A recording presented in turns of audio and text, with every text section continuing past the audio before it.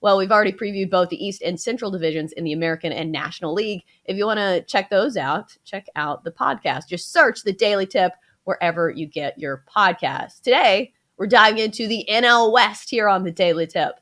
6 days from opening day. Baseball is almost here.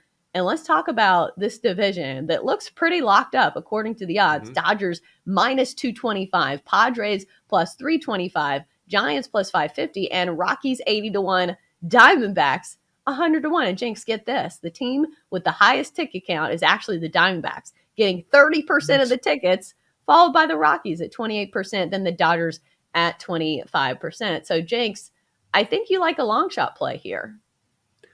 I do. If you're looking at value, I tend to like the Giants. And I glanced at the Padres, but Fernando Tatis being out at the beginning of the season makes me a little worried. They obviously lost Mark Melancon to the D-backs. So I took one more look at San Francisco, and I don't think they're going to have that incredible run that they had last year at the end of the season. Remember, they actually won the NL West.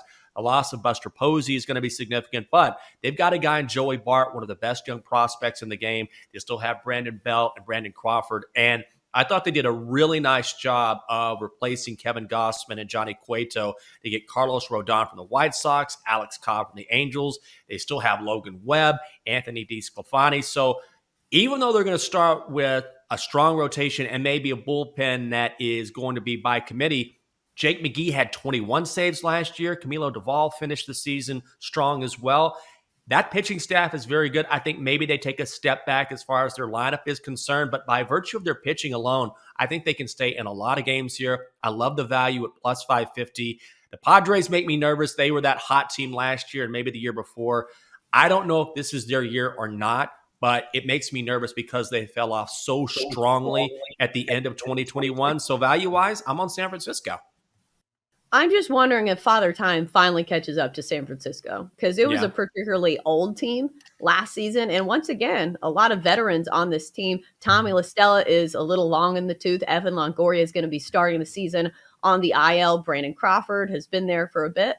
Even though the X Factor, San Francisco, usually very good in even years. Wasn't that the running joke for a long time that they only win World Series when it's an even year? And if I am not mistaken, the year is 2022. So maybe it's a great year for the Giants, but still, there's a reason that the Dodgers are big favorites in this division.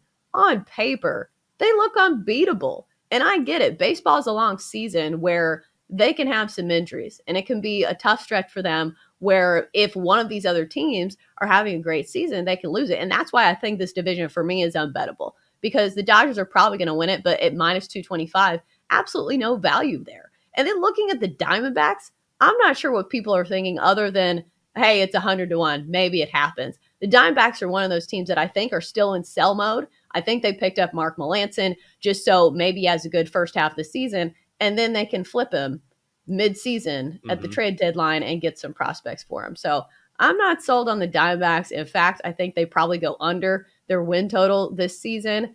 But the Padres, I think they're the X factor in this division just because they were so banged up last year. And they still have a really good starting rotation with Yu Darvish. Mike Clevenger is back, although he has looked a little shaky in spring training. So I think there are certainly some pieces for the Padres.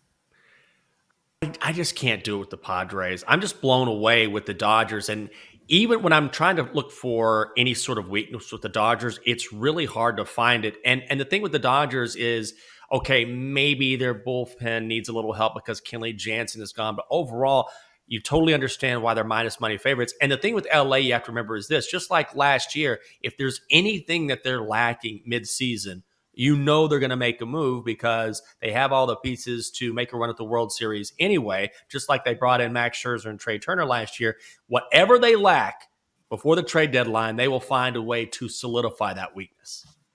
Right. And at some point, we might even see Trevor Bauer back, which we haven't talked about him for a long time, but still, whatever you want to say about him, he's a great pitcher.